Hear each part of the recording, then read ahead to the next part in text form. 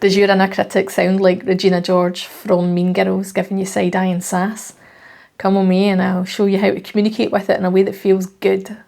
How loud is your inner critic? Firstly, let me tell you how the inner critic sounds. It's the voice that's inside your head. We all have one that tells us we're too much, we're not enough, we're stupid, we're too loud. It might even say something along the lines of, why did you say that? Why did you not say that?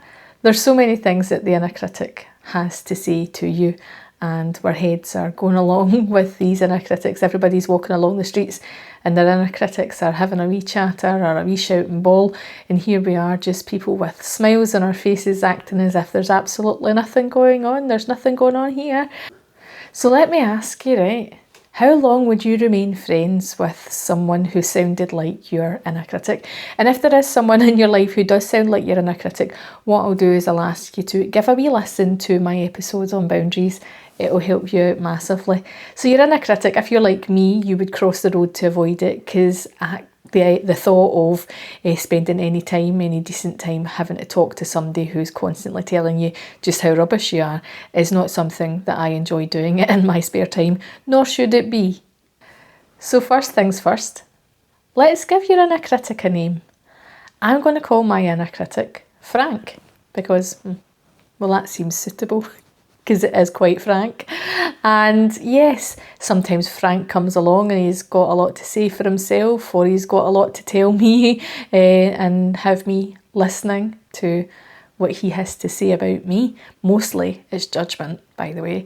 And if you're like me and you're sitting there listening to the judge, jury, executioner, then I'm sure that you have spent your time in penance over the years dealing with things that you've done throughout the ages of your life, time and time again.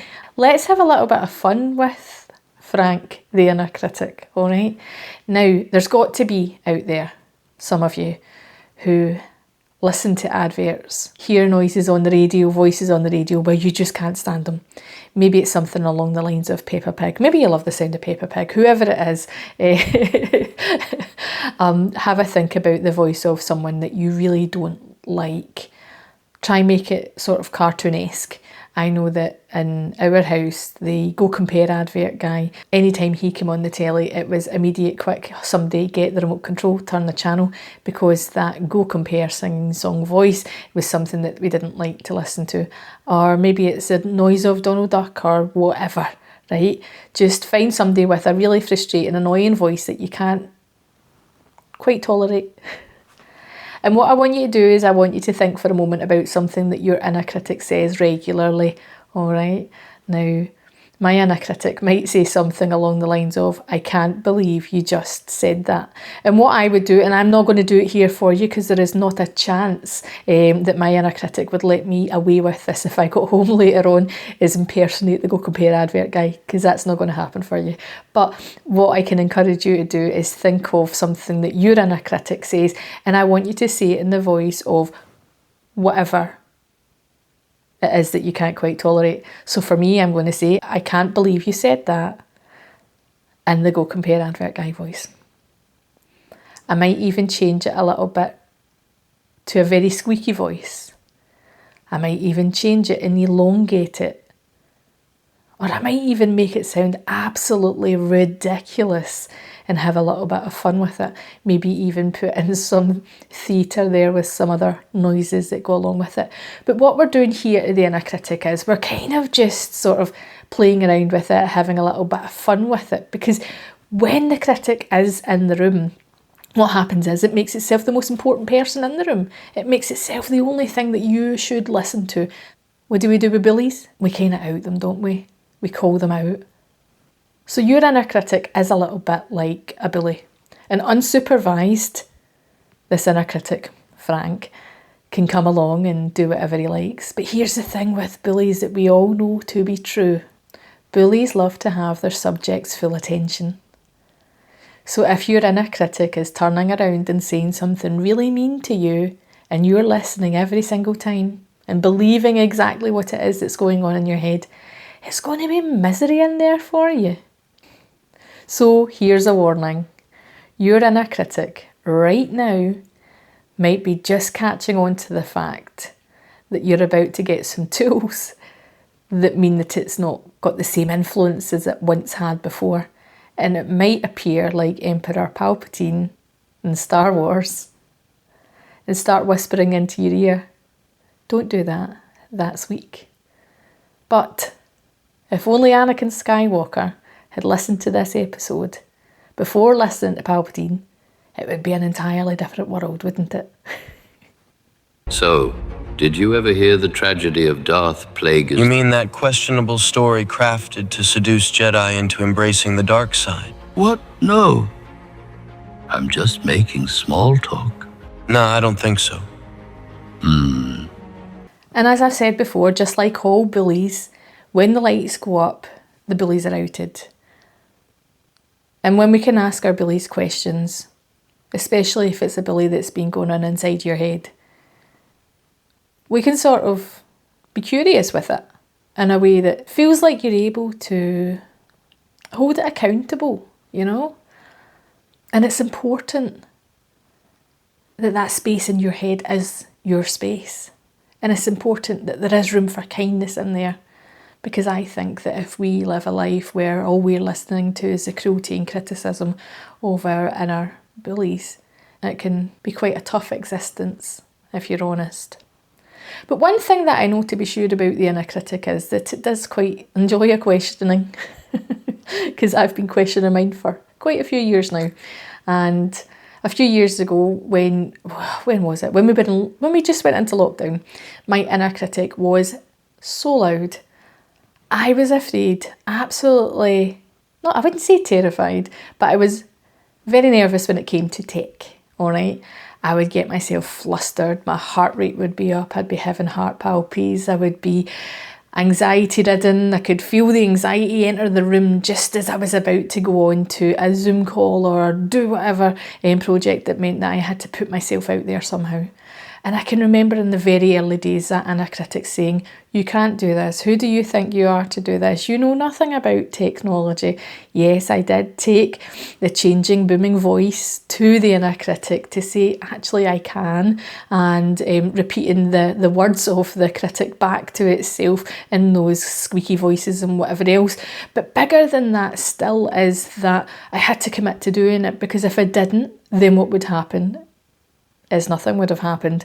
I wouldn't have gone on and done online meditations for corporate workplaces. I wouldn't have been able to go on and do one-to-one client work over Zoom.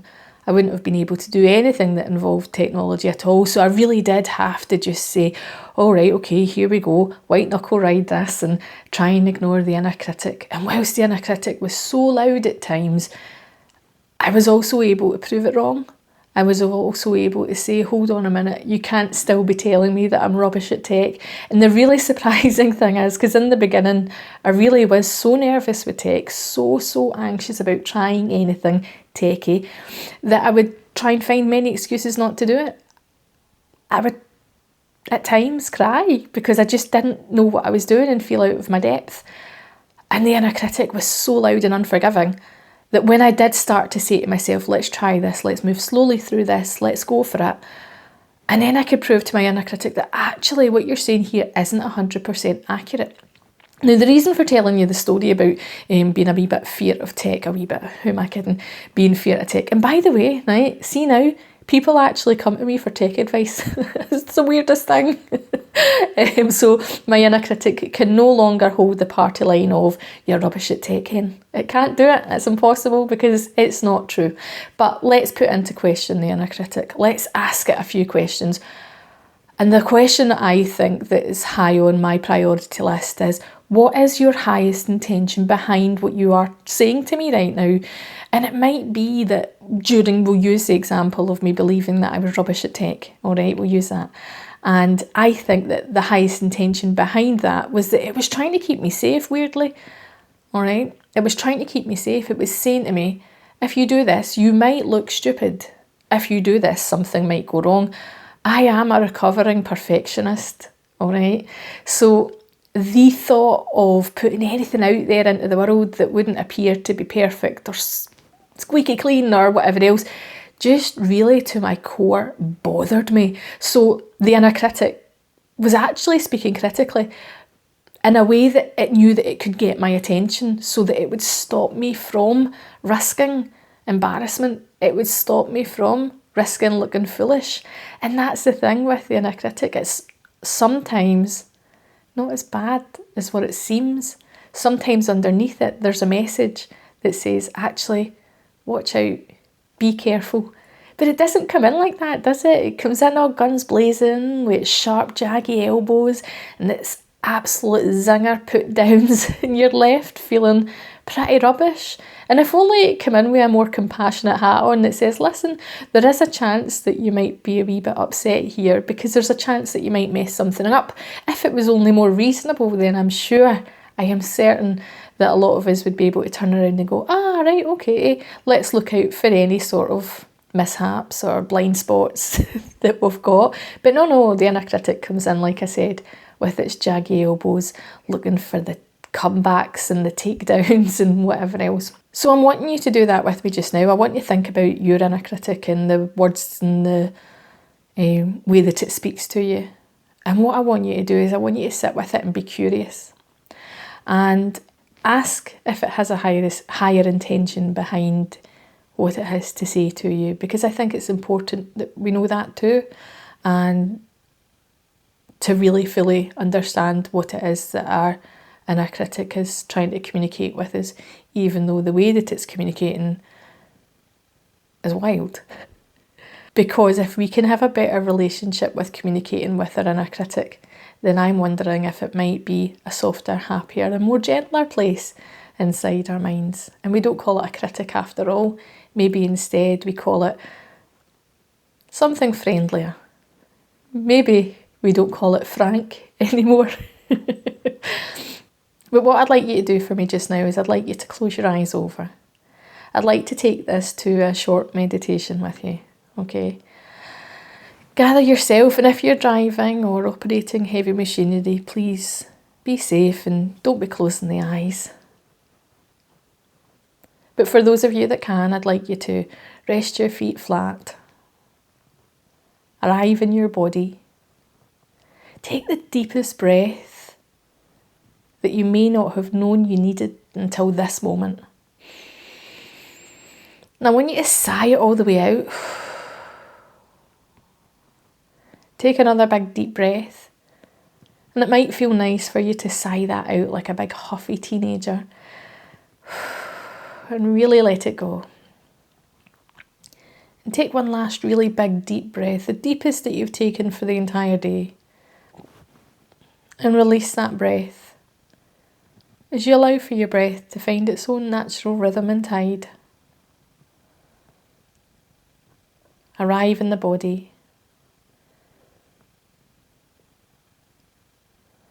And I want you to be curious just now. I want you to invite the inner critic along. I want you to ask it some questions. Be gentle with it.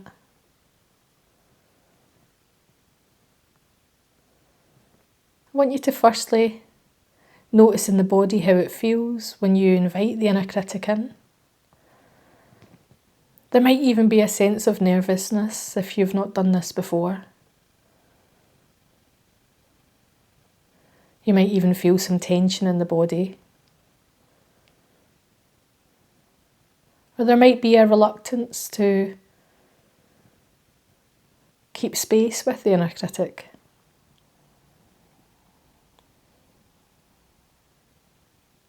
You're safe. And if you can, just invite the inner critic to come forward a little closer now. Almost as if we can invite it in for a cup of tea.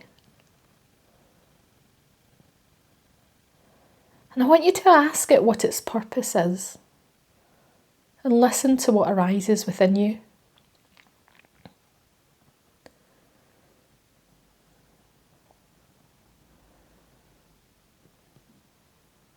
Your inner critic might have a lot to say here. Or Or maybe there's not a lot of information coming from it at all.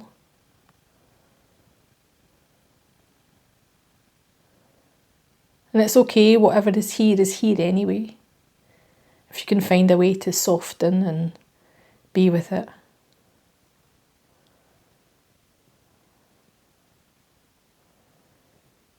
You might even be surprised by what you hear.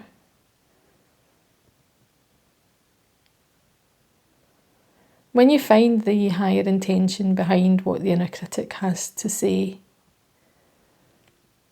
I wonder if you can have a short conversation with it. Maybe even to say something along the lines of, "It's okay. I know I might risk looking silly, but I'm safe."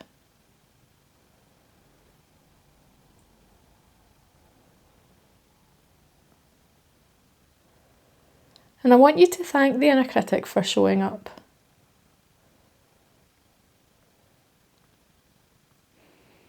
To thank it maybe even for always being on the lookout for danger.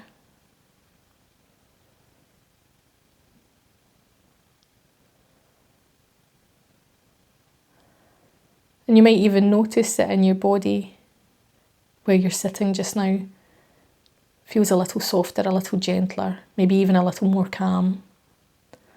I'd like you to take that into the next part of the day as you open your eyes and come back into this space here. And it might be for you that you've gained some knowledge about your inner critic that you didn't know previously. And it might be a new relationship that you can start where you can begin to put things into question. Where for you, it doesn't always feel like this inner critic of yours has to be a bully. It might just be that you've been speaking an entirely different language all along. And you've needed something to interpret what it is that the inner critic's trying to say to you. But I hope that this episode has helped you out.